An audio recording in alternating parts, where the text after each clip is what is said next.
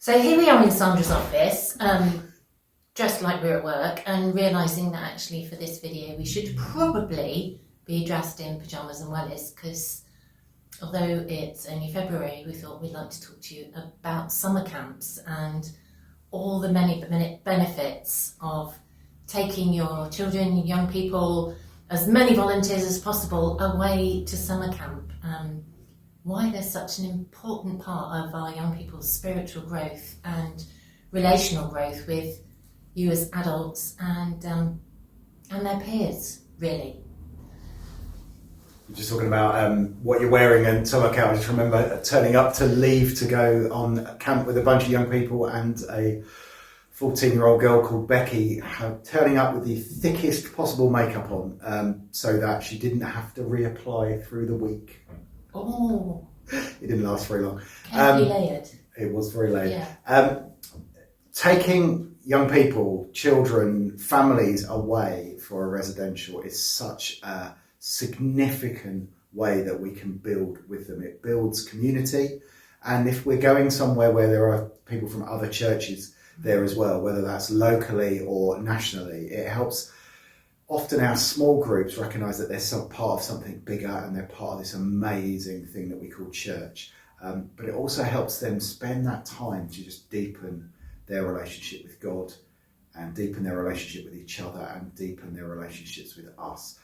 I think you can do as much in a long weekend with a group of children and young people as you can probably do in a whole year's worth of programming, because you get that ability to really go deep and go long with them. So my experience of doing things and doing residentials with young people has always been massively fruitful. Stressful, lots of planning, lots of work needs to be done, but amazingly fruitful. But we do know that stress and that planning and that things in advance are some of the things which can often put us off from organising those things. Yeah, so we're planning a couple of, just initially, meetups on Teams, just for those of you that would like to explore this, dig deeper into what's involved, look at those details of, well, where do we go? How do we get there? What's needed? How on earth do I begin even to think about feeding them, for example?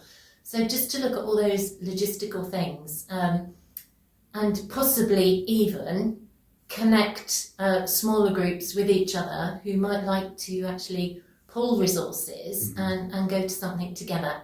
At the moment, we're not in a position to promise more than that, but let's meet and see where we go.